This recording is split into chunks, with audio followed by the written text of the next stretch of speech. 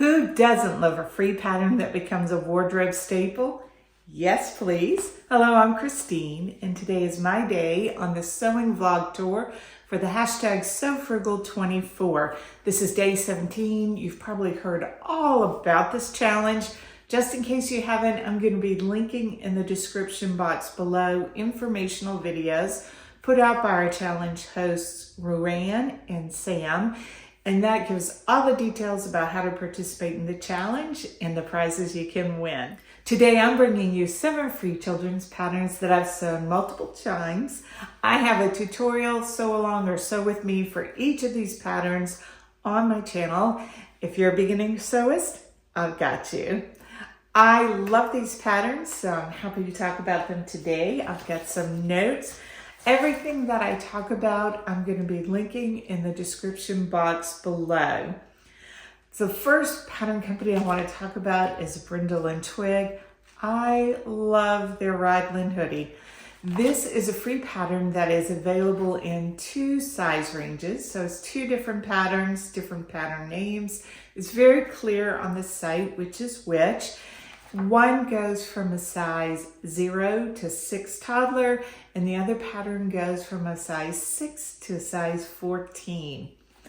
They are available as layered patterns. You can print them at home or do like me and print the A0.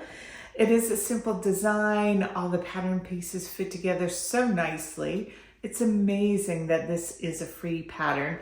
The instructions are very clear with one exception, and this is something that Tamlin from Sewn on the Tyne had mentioned recently, I think this week or last week, is on the sleeve. And I thought it'd be helpful for me to show you what I mean. This is my raglan sleeve piece, and the pattern designer did not label which edge goes to the front and which edge attaches to the back. Now, if you look in the picture diagram on the pattern, it does say that the lower end is the front end, and she has a little picture of an arrow, and I wasn't sure if she meant this end being lower or this end or the length. So I did a little bit of noodling and double checking on myself.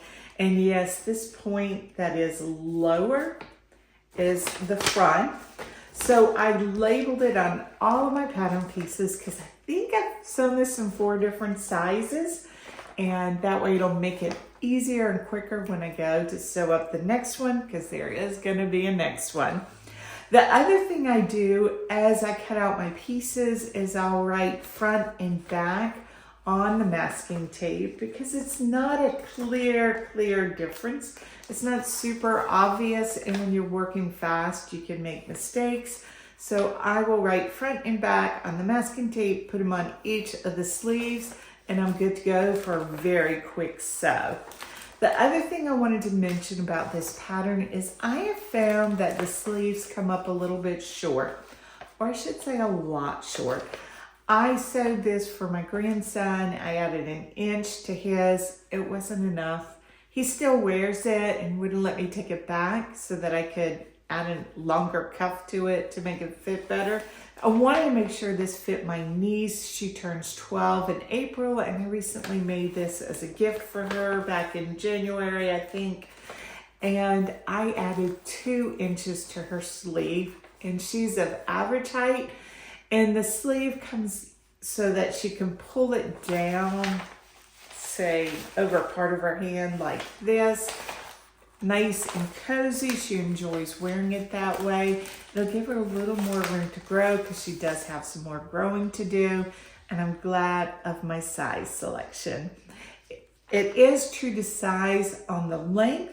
I've sewn other Brindle and Twig patterns that I felt came up short in the body. This one I think is perfect on the length. The other 2 things I wanted to be sure to mention is the hood. I like to line the hood in every single version of the hoodie that I've sewn. I've done a hood lining.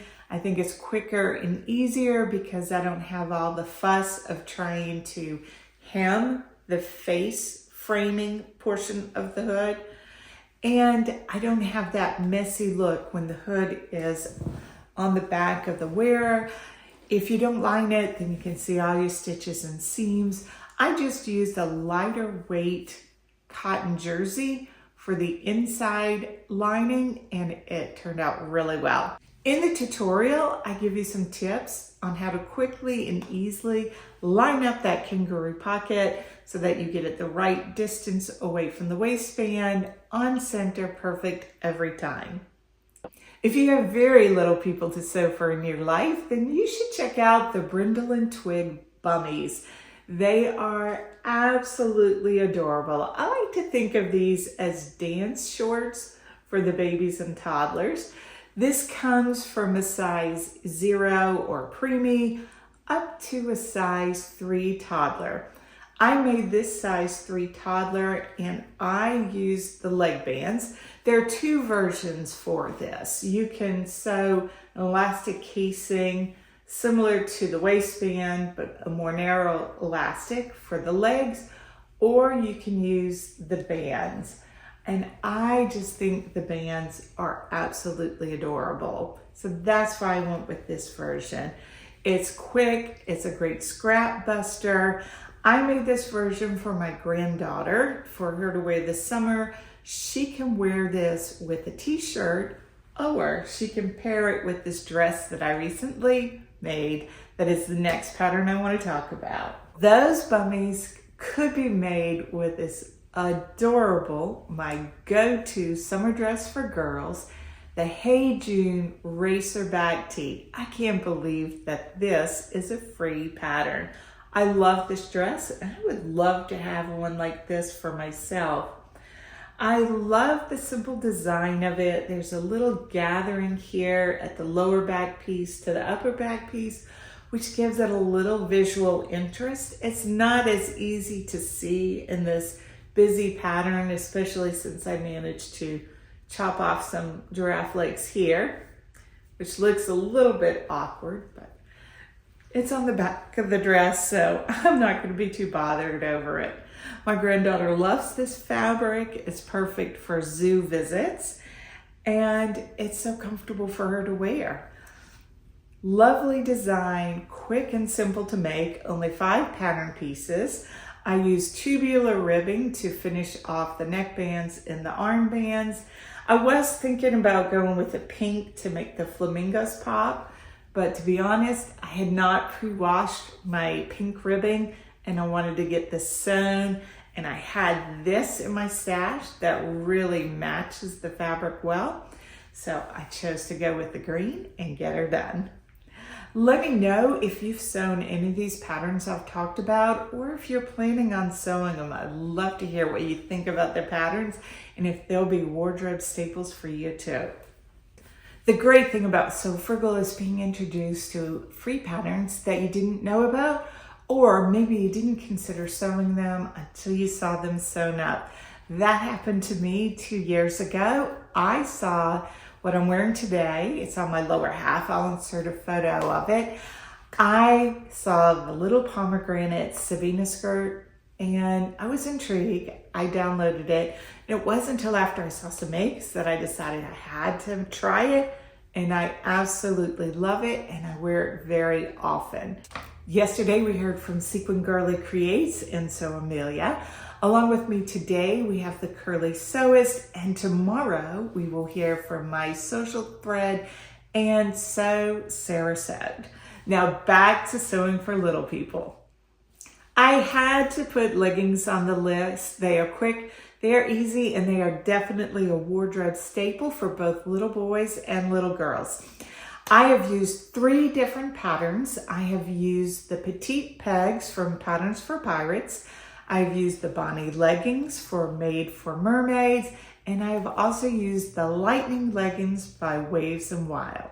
All 3 of these patterns are great. I recently made 3 pairs of Lightning leggings for my soon-to-be-born granddaughter. She's due in the next couple of weeks.